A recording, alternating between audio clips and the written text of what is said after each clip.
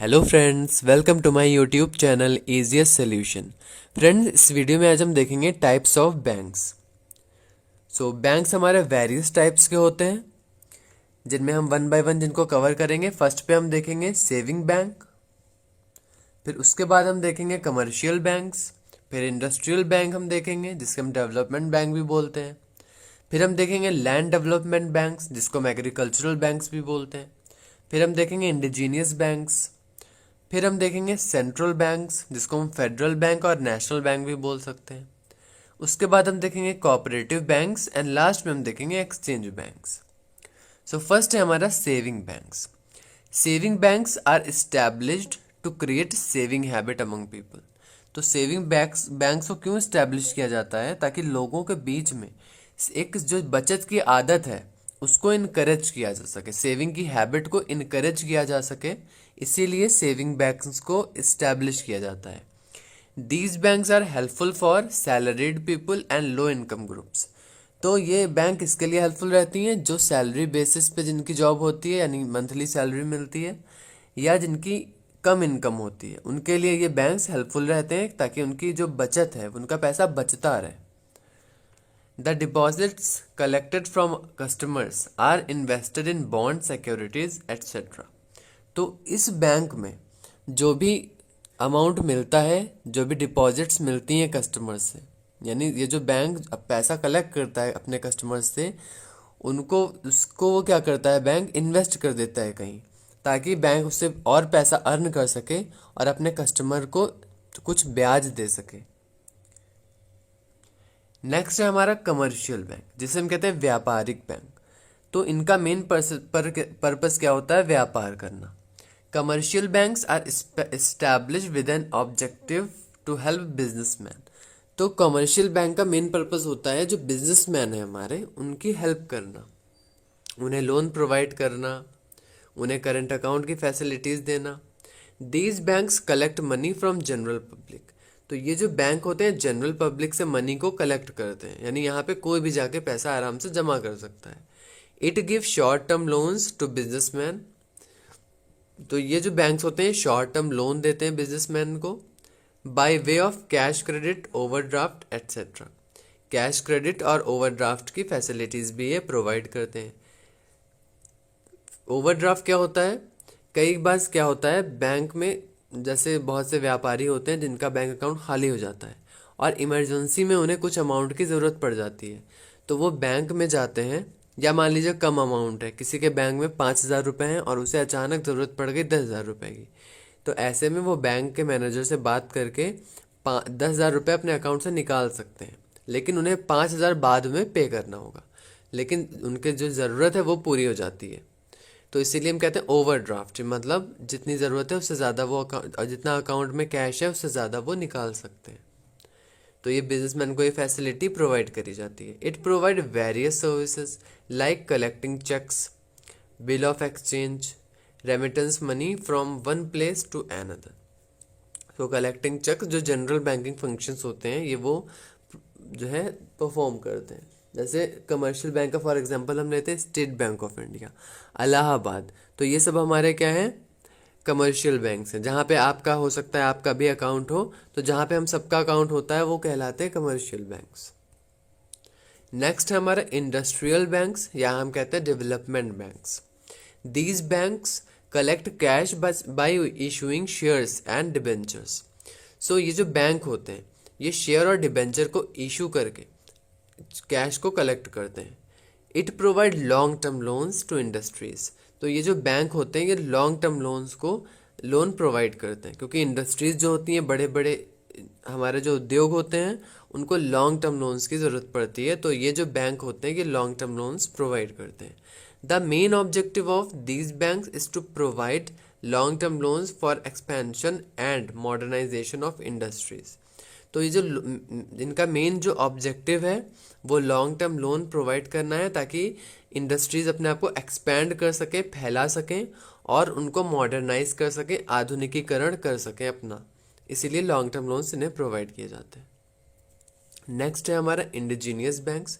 Indigenous banks को हम स्वदेशी बैंक भी कहते हैं। और स्वदेशी बैंक क्या होता है? मनी लेंडर्स जो होते हैं हमारे, जैसे आपने बहुत से देखा होगा कि जो सुनार की दुकान होती है वहाँ पे अगर हम अपनी ज्वेलरी रख देते हैं गिरवी तो हमको कुछ लोन मिल जाता है, तो उन्हें हम बोलते हैं मनी लेंडर्स।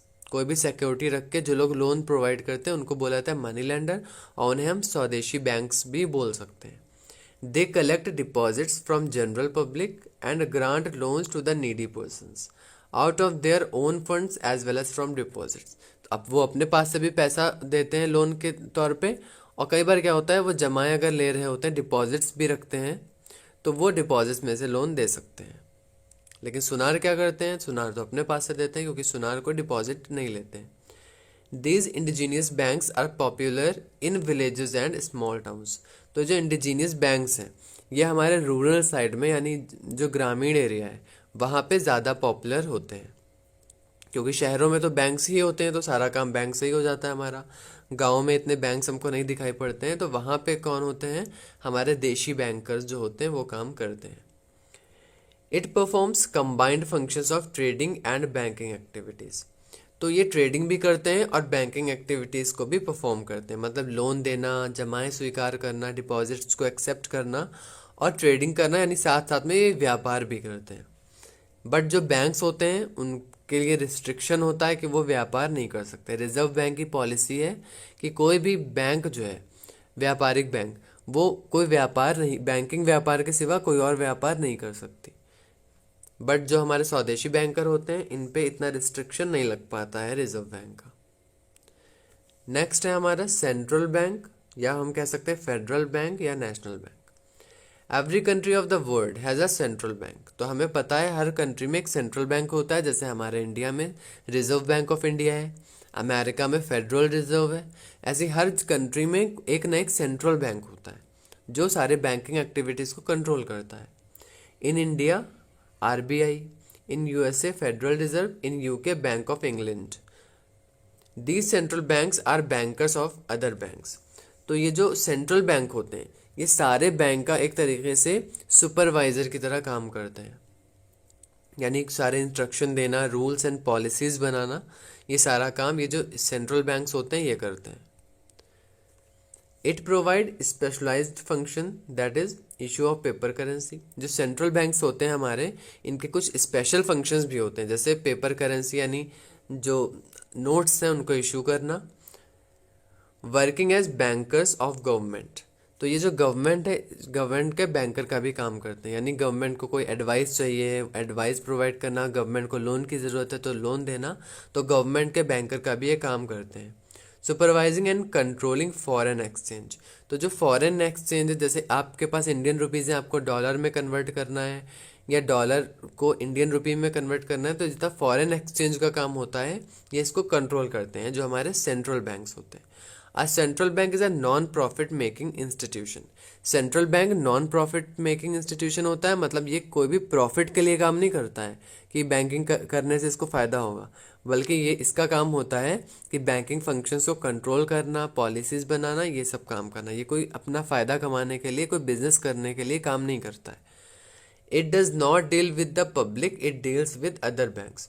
तो ये पब्लिक से डील नहीं करता है, यानी आप ये नहीं कि सेंट्रल बैंक में जाके अपना अकाउंट खुलवा लें, ऐसा नहीं है। सेंट्रल बैंक में कोई जनरल पब्लिक अपना ना अकाउंट खुलवा सकती है ना वहाँ से लोन ले सकती है। सेंट्रल बैंक से सिर्फ बैंक्स ही इंटरेक्ट कर सकते हैं, सिर्फ बैंक का लेना देना होता है सेंट्रल बैंक से। जनरल पब्लिक का सेंट्रल बैंक से कोई लेना देना नहीं होता। नेक्स्ट है हमारा cooperative banks. Cooperative banks are registered under the cooperative societies act 1912। तो 1912 का जो कोऑपरेटिव सोसाइटीज़ एक्ट है इसमें हमारे कोऑपरेटिव बैंक रजिस्टर्ड होते हैं।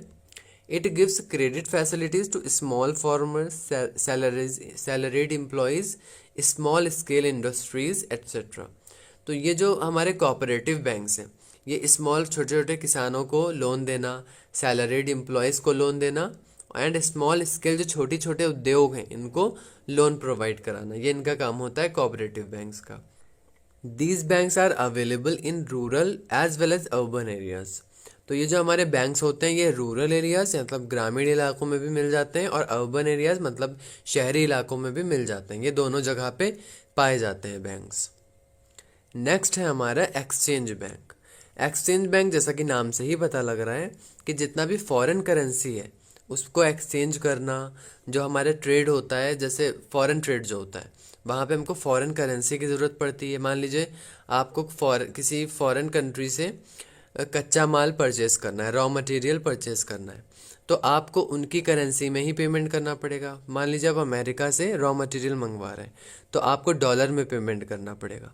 तो आपको डॉलर कहाँ से मिलेगा?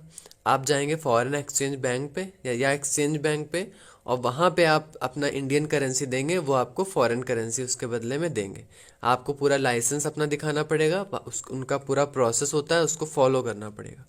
तो इनका मेन काम क्या होता है एक्सचेंज बैंक का, कि जितने भी जो ट्रेडिंग है, ट्रेडर्स हैं हमारे देश में, उनको हेल्प करना फॉरेन ट्रेड में। These banks are mainly concern with financing foreign trade. Hong Kong bank, bank of Tokyo, bank of America are the examples of foreign banks working in India. तो ये जो बैंक है हमारे हमारे देश के बैंक हैं, आपको नाम से लग रहा होगा बाहर हैं, बट ये हमारे देश के बैंक हैं। Hong Kong bank, bank of Tokyo, bank of America, ये इंडिया में वर्क कर रहे हैं ताकि ये फॉरेन एक्सचेंज में हेल्प कर सके। So friends, that's all for this video. अगर आपको वीडियो पसंद आया हो इसे लाइक करिए, हमारे चैनल को सब्सक्राइब करिए और ज़्यादा से ज़्यादा शेयर करिए। Thank you.